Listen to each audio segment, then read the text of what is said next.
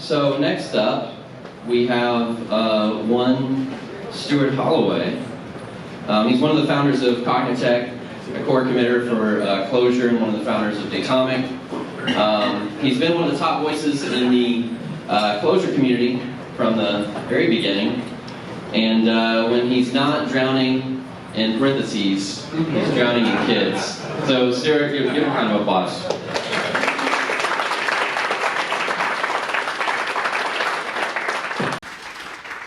Good morning. This feels very powerful.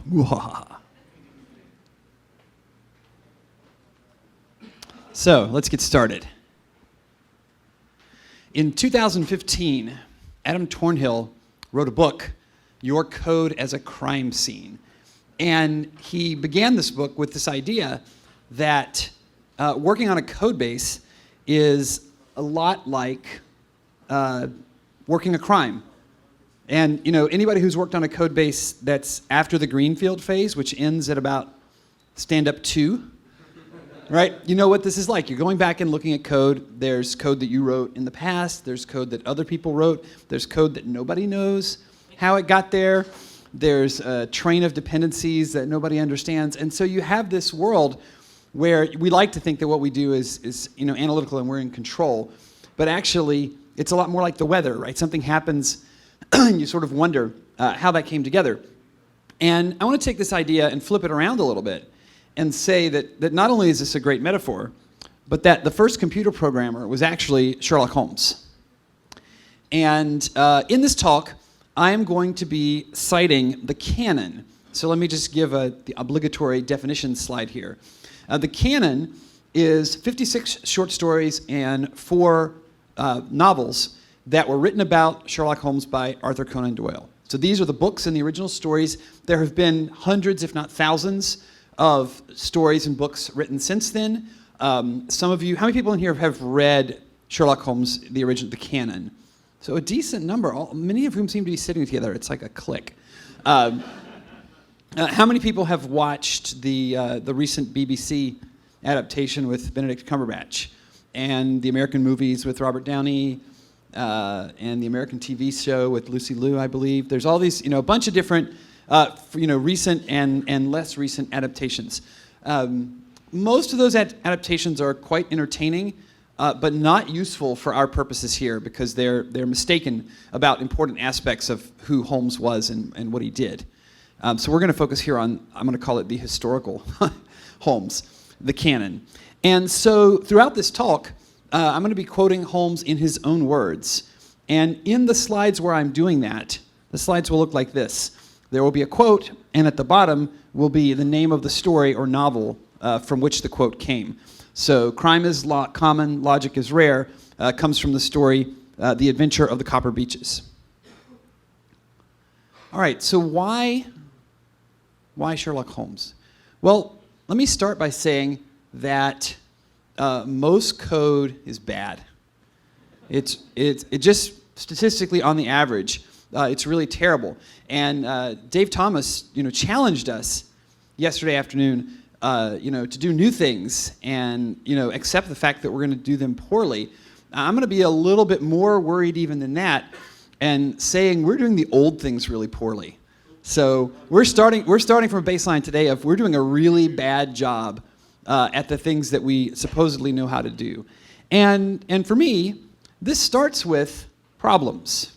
Programming is problem solving. Programming is not using cool, shiny tools because they're cool and shiny. It's because there's a problem in the world, and having looked at the problem, you decide that you're going to take some action that involves software. And the first thing you discover when you start to look at the canon is that Holmes is obsessed with having good problem statements. Everybody else is like, there's a puddle of blood on the floor there with a head. We all have to swing into action and do something. And Holmes is always like, okay, slow down a second, let's talk this through. And in particular, in the quest for a problem statement, Holmes is willing to endure a lot of repetition at the beginning. So he will say things like, I would like to hear the succession of events again. This is in The Stockbroker's Clerk. Or, I should be none the worse for hearing the sequence of events once more. in The Adventure of Black Peter.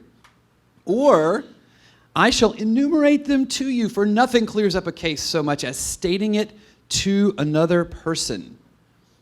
Finding the right problem statement is a social activity. It's something that we can and should do together. And of course, Holmes has an excellent partner in this endeavor. I'll state the case clearly and concisely to you, Watson, and maybe you can see a spark where all is dark to me, from the man with the twisted lip.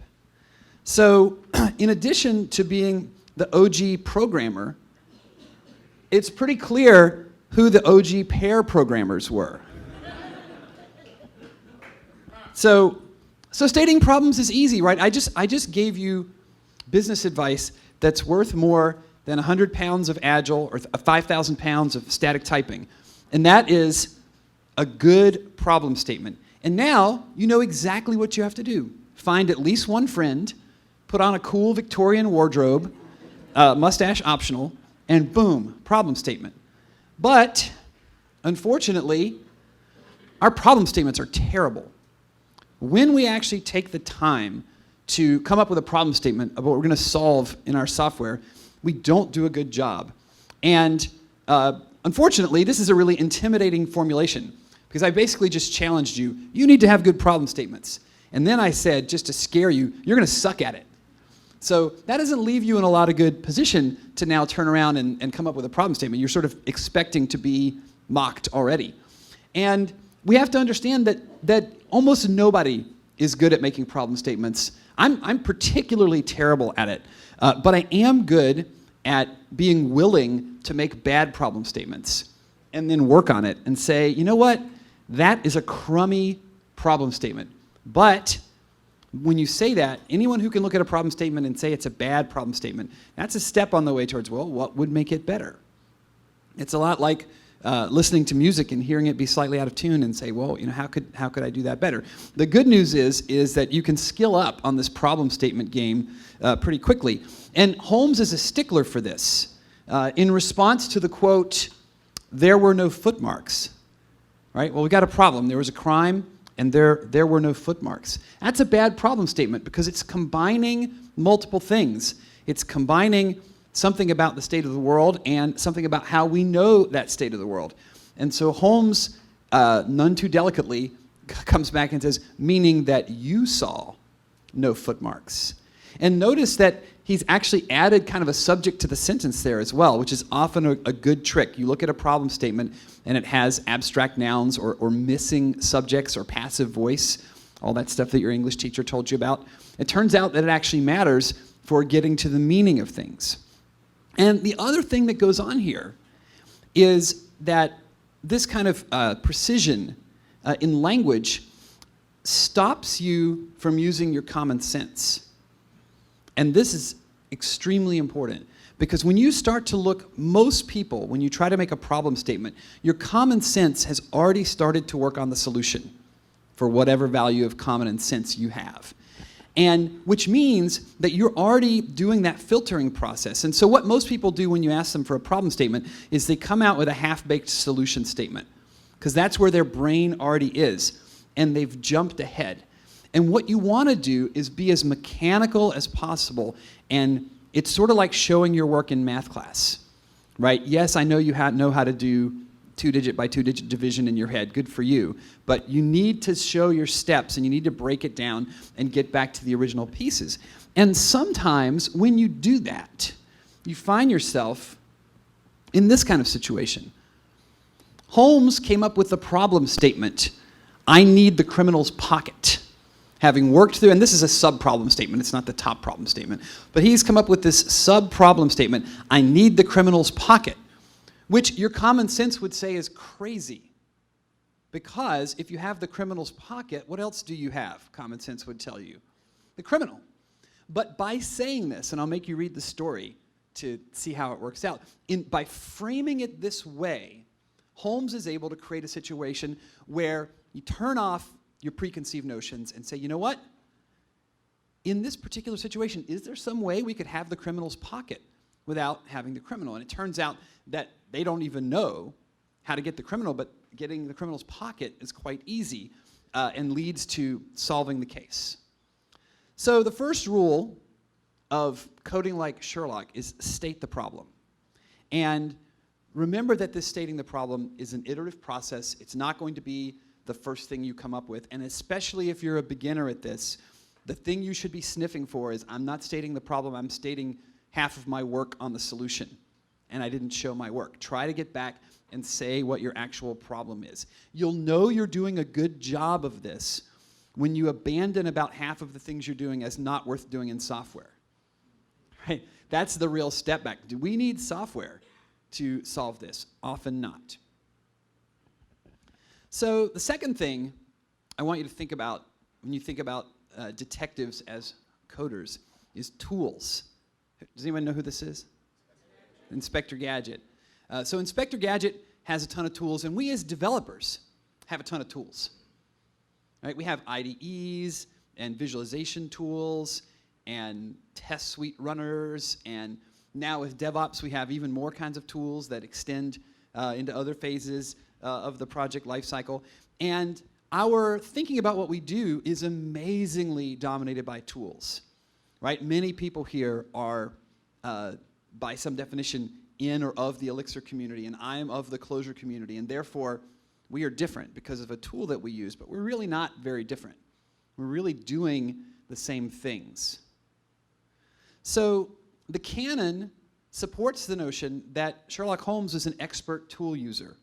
In fact, A Study in Scarlet was the first work of fiction to use a magnifying glass as an investigative tool. And so when you see in the books or in the movies and the TV shows Sherlock on the ground with the magnifying glass, that is straight canon. So you might say, well, okay, I need to go get the fanciest, newest tools. That's what Sherlock would have done. But when you study the stories a little bit more deeply, it's not really true.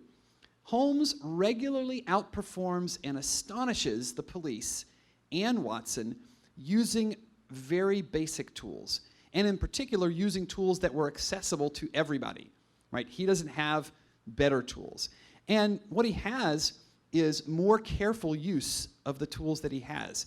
And I think that if he were here right now, he would say, much better time spent thinking about how to more carefully analyze the givens you already have than to come up with a better tool to get more information. You probably already have the information you need to move forward on the problem. And so you see stories like this from The Adventure of the Speckled Band, where Holmes and Watson are both looking. And Watson says, well, you've seen more in these rooms than I did. And Holmes said, no, I saw what you saw, but I deduced entirely more. Or in The 5 Orange Pips, problems may be solved in the study, which have baffled those who sought a solution by the aid of their senses. Of course, we have to get information. We have to have tools that we use to interact with the world when we're writing software, when we're looking at software and understanding how it works. But our actual performance is dominated by how we use the information. How many people know Big O notation? Right. I like to think of our tools as a constant factor in Big O notation, and our approach to using those tools is the thing that actually gives us algorithmic improvements. It takes wandering around in the woods and turns it into a direct march towards getting the answer to a problem. So Holmes tells us that the tool set is the least important part. The algorithms are simple. Simplicity is a strength. Okay, actually, that's Adam Tornhill in 2015. Holmes didn't say those things. But Holmes did, and you should, use simple, general-purpose tools. And the word simple here has specific meanings, which are the dictionary meanings, but they sometimes get lost. You want to have composable tools. You want to have a small set of tools that span a lot of different capability. Inspector Gadget is almost like a joke on the opposite side of this, right? Like he's like a Swiss Army tool. So this is not the kind of thing that I'm talking about. So, you've got your Victorian wardrobe game on. You've dragged at least one friend along so you can pair, and you're using simple tools. The next thing you have to do, and it pains me to say this, is smoke. So I'm here to tell you, if you want to be a good programmer or a good detective, you need to smoke. And not just a little bit. You need to really smoke a lot. And so Holmes will tell you that as soon as he has a problem loaded up, he doesn't smoke a pipe. He smokes several pipes. And he wanders around the room with his chin on his chest and his brows knitted, charging and recharging his pipe with the strongest black tobacco. So, as controversial as it may be in this modern age, I really have nothing more to say about this topic than you should smoke a lot. Okay, don't smoke. So another thing you could try is you could lie in a hammock and stare up at the trees. This is a technique that's called hammock-driven development. There's a talk about this. And the thing that hammock-driven development and smoke-driven development have in common is that they are stepping you away from the keyboard, stepping you away from the crime scene, and giving your subconscious mind a chance to work on the problem. You have this incredibly powerful, massively parallel system for producing aha moments. And everybody has had those. Like you're worried about something, and you wake up, and you're like, oh, got it. And this is not just, and this machine is this machine in your head that you don't have direct control of. The only thing you can control is what you load it up with. And then it goes to town on that and comes back with answers and changes the way you approach your life. So your job is to load the machine with the problem that you care about and information that's helpful in solving that problem, and then let the machine go. And happily, you don't have to smoke. You can also lie in a hammock. I actually don't smoke, nor do I lie in hammocks. I practice trail run driven development. So I try to spend at least 6 or 7 hours a week running on trails. This is which one is this? This is the Brumley Nature Preserve outside Chapel Hill, North Carolina, close to where I live. So this is where, you have these moments where you're going to have them, but I don't need to tell you. Yours probably isn't smoking. Yours probably isn't hammock-driven development or running, but it's something, right? You know what activities you engage in that put your body in a state that will let your mind work on problems. And you may be working at a place that doing those things seems odd when you're getting paid. So you may have an upsell to management or whatever, but this is incredibly important. This is how the work actually gets done. This is not around the edges of the day. This is the core of the day as a software development. This is the most valuable activity that you engage in. So call it what you want. Nicotine time, hammock time, trail run time. I would recommend against whiskey time. Well, we will come back to that later. If you argue that 4 glasses of whiskey put you in that perfect place, I would say that that's more of a general, emotive, happy, feel-good sense, but probably not what we're talking about here. So what do you do when you're in that space? Like I said, you can't really control it, but there are some things you can do to sort of set yourself going in the right direction. And one of them that Holmes talks about a lot is look for a possible alternative and provide against it. We are terrible at this as software developers. And Dave was alluding to this a little bit yesterday in his talk as well, talking about this is what we do, and we're doing it because this is what we do. And whenever you're in that stage, how many alternatives have you considered? You actually have considered 0. And I'm going to argue that you need to consider at least 2. And that every proposal you make for any non-trivial bit of software needs to have in it, okay, if there was a rule that said I couldn't do it this way, what would my second best way of doing it? And it's got to be actually different from the first best way. You can't just change the variable names or something like that.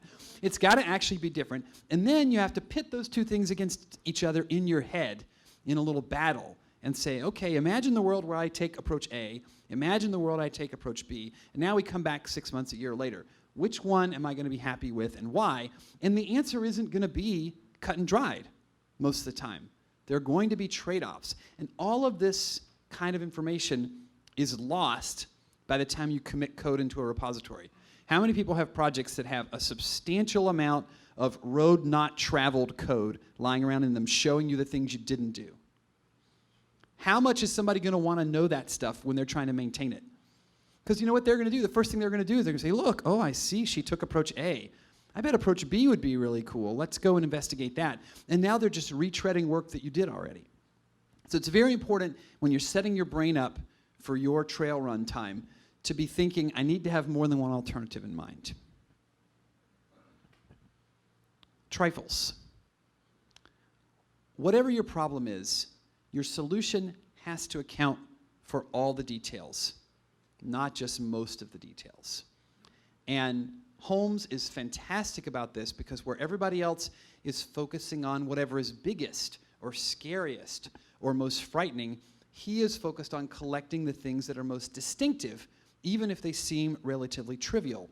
Witnesses regularly tell Holmes, oh, this is too trivial. And Holmes counters, there's nothing as important as trifles. My method is based on the observation of trifles, and my explanation has to cover every point. It is worthless to write code that meets 10 of the 11 constraints your system has. Now, it may be that that's an iterative step towards what you actually need, but if you haven't thought that through, there's no guarantee that's true. And this comes up particularly in debugging and troubleshooting scenarios. In my day job, I am the final backstop for the Datomic support team, and it's amazing the number of times people call us and they say, okay, this thing happened that we hadn't seen before. It was scary. So we had these 5 facts, and we have a theory that fits these 3 facts, but it's contradicted by these other 2 facts. And so we took action because we're decisive, and we implemented a change based on that theory. Now, in the happy version of this story, that would end there. Usually by the time they call us, they've been through 12 iterations of that. Right? We've done 12 things. We don't know why we did any of them. The only thing we could tell you for sure is that we have specific facts that contraindicate everything that we've done. And we went ahead and did it anyway.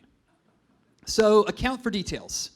You have to account for all the details. Details are your friends, and weird details are your special friends, even if they don't seem important. The weird details are your best friends when you're trying to understand what's going on in a system.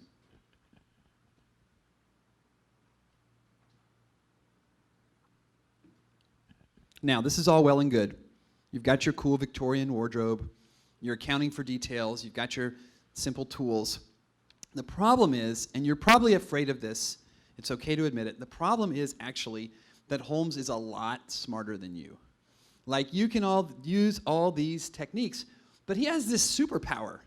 If you've watched the movies and the TV shows, you see him use the superpower. It has, kind of montage and music to it. He goes to his mind palace. And he has crazy skills that civilians don't have. In particular, he can recognize at a glance, at a distance, the ash of every kind of tobacco. This goes back to his hammock time, obviously.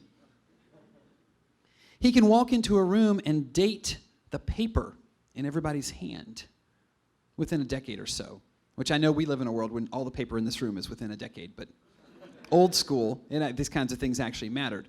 Or, one of my particular favorite party skills, trouser splash identification. Oh, I see you walked on the north side of town and ate a bagel. So this is a problem, right? I've given you this advice, and Holmes obviously follows this advice, but Holmes is smarter than you. It won't work for the rest of us. And this is not supported by the canon. What does Holmes actually say about his capabilities? He says, I have a little brain attic. Those are the exact words, not ginormous mind palace. Little brain attic. And he says this in the context of explaining to Watson why he doesn't know things. And it's one of the early stories, and Watson discovers that Holmes does not know that the Earth orbits the sun. And he's appalled, and he says to Holmes, how can you not know that? Every reasonable adult in this day and age knows that the Earth goes around the sun. And Holmes is like, not only do I not know that, I'm going to do my best to forget it as soon as this conversation is over, because my mind palace is small, and I cannot put stuff in there that I don't think is going to help me live my life. This is the reality. We all have, within a constant factor, similar mental capabilities. We don't have giant mind palaces. We have little brain attics. And so what do? Well, this is part of it, right? You want to put the important stuff in your own brain attic. And the important stuff is the stuff you expose yourself to. This is what I try to tell my kids when I'm telling them to turn off YouTube, right? Whatever you stick in there, whatever you look at the most, that's what's going to be in there. So you better put something in there that chances you at succeeding in life and being happy. So where does the other stuff go? Well, it turns out, and you don't see this nearly as often as I would like in the movies, is you put things in an index. Holmes is the first database programmer, right? Look it up in the index. You will find parallel cases if you consult the index. Holmes will not discuss cases other than the one he's working on unless he's given time to go back and reread the documentation he took from the case. Because he doesn't believe he will get the details right. He says that explicitly more than once in the canon. Holmes also draws maps. He uses maps. Right? He goes to the Geological Survey and gets maps, or he draws maps. This is a map that is from the Priory School. And Holmes takes notes.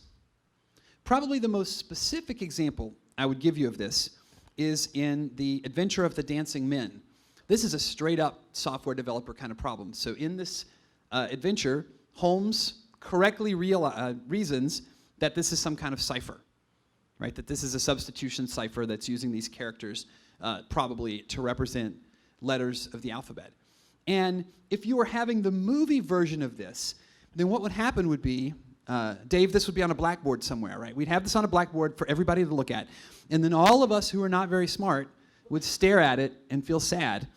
And then some music would play in the background, and there'd be some intense concentration face on the actor playing Holmes. And then Holmes would, like Rain Man, have this. This is not how Holmes worked at all.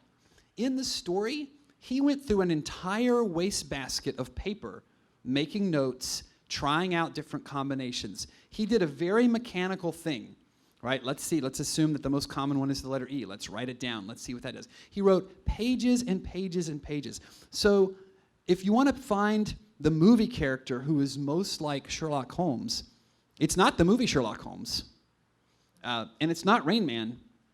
It's actually the Terminator. Right? Holmes has detailed files, and he's on mission. Right? He's always on mission. So write things down. There comes that moment when you know who the bad actors are, and it's time to take them down. And then we switch into what I would like to call Sherlock Holmes action hero mode.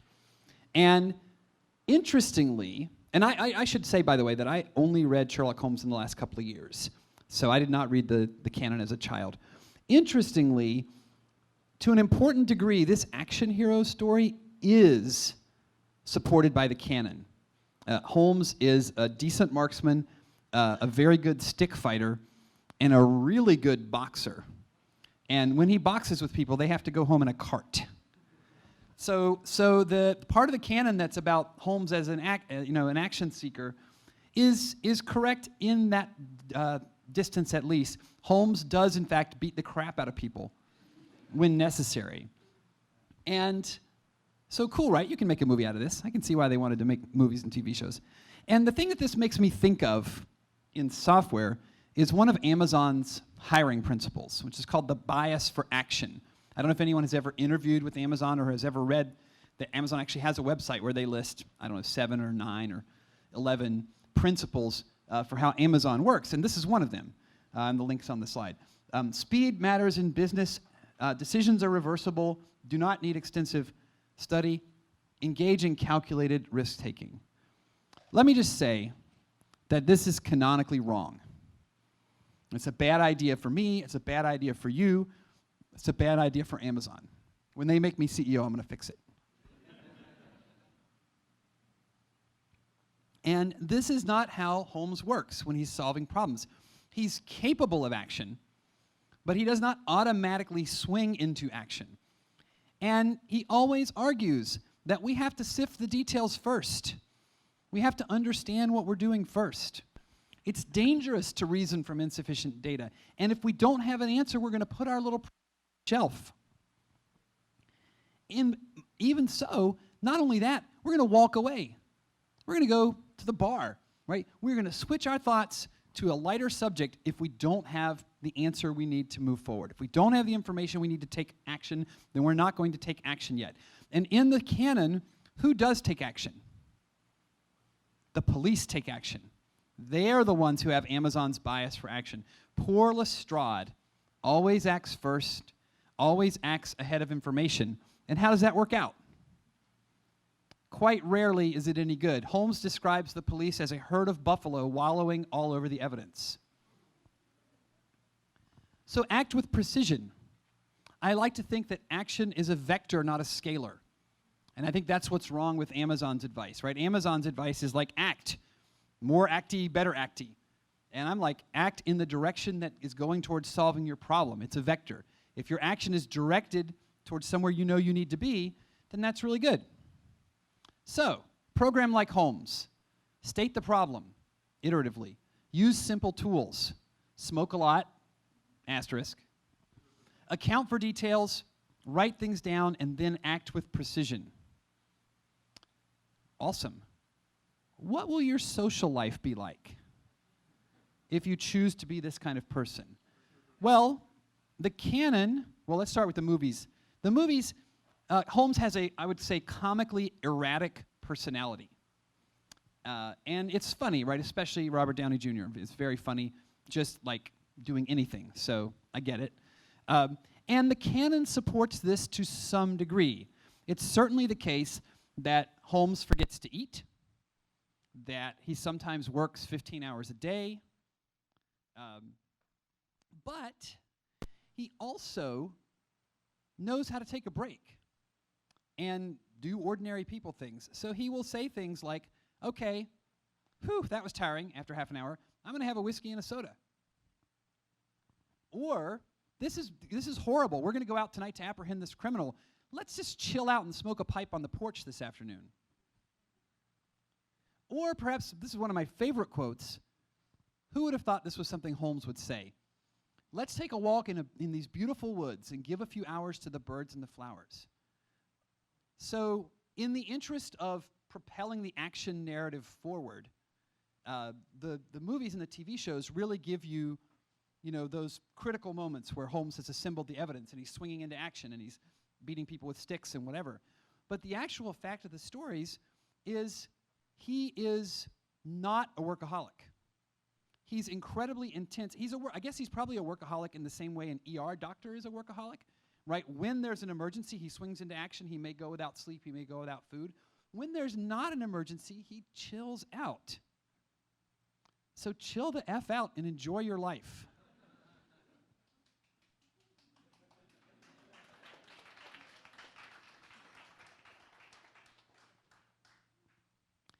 He's also famous in the movies and the TV show.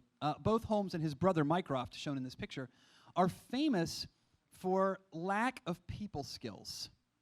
And this is the scene from the movie where Mycroft doesn't know that you're supposed to put clothes on before you start talking to strangers in the morning. And there are dozens of examples of Holmes being socially awkward with people, and also where he's just mean. And Watson calls him on it. He says, look, it's a weakness that Holmes is so impatient with people that are not as smart as he is. And Holmes is, Stanley Hopkins is probably, I guess, the second best known policeman after Lestrade. And Holmes says this kind of thing about Hopkins behind his back. I am so disappointed in Stanley. I had hoped for better things. Always look for an alternative and provide against it. Hopkins only considered plan A. He didn't consider plans B and C, and he came to that conclusion. Now, in Holmes's defense, he said this behind Hopkins' back in a private conversation. Let's look at the kinds of things he says to Hopkins to his face. I understand that there were some objects which you failed to overlook. It's one of those insults wrapped in a puzzle. But here's the interesting thing. As far as I can tell, and by the way, let me just say, I do not recommend that you be insulting to other people in your line of work. But as far as I can tell, Holmes reserves all of his judgment, all of his sarcasm for people who are putative experts and are not doing a good job. So that gets dumbed down into the movies to, here's this socially awkward, the sort of typical genius who doesn't know how to talk to other people kind of trope. When in fact, Holmes is kind and gentle and thoughtful and socially deft if you are a victim, or if you are a witness, or if you are a stranger, or often in many cases, even if you are the criminal. The only people he's nasty to are people who are supposed to be doing a job and they're not doing it well. So he says, Watson says things like, Holmes welcomed her with easy courtesy. He sat and patted him kindly on the shoulder. He is a master in the art of putting humble witnesses at ease. So be nice. And you can take it one step further than Holmes did. You can go all the way, and we can be nice to each other at work too. But be nice. So, let's ask the original programmer, what's your favorite programming language, Sherlock? I think this is a slam dunk. If you look back at the ideas in this talk, they were clearly stolen, lock, stock, and barrel by the Clojure community. Every single one of the key ideas in this talk is taken from a full-length talk in the Clojure community, and I will drop links to these and tweet these after the talk. But all of this is straight out of how Clojure programmers think about building programs. So Sherlock Holmes, the OG Clojurian.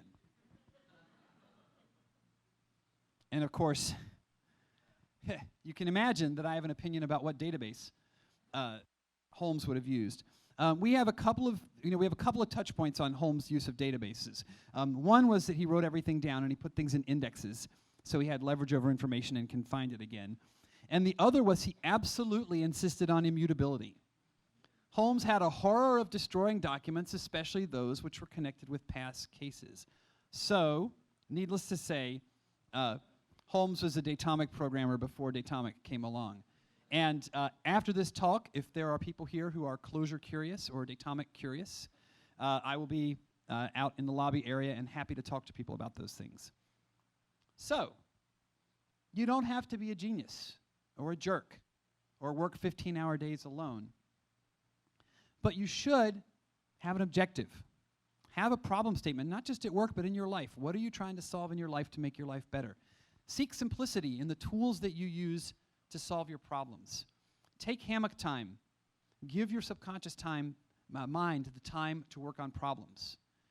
Master the details. Don't leave details lying because they will bite you. Write things down, and when you have an opportunity to move your world towards the solution to your problems, act with precision, not with randomness. Move straight towards what it is that you want in life. Enjoy your life and be nice. Thank you.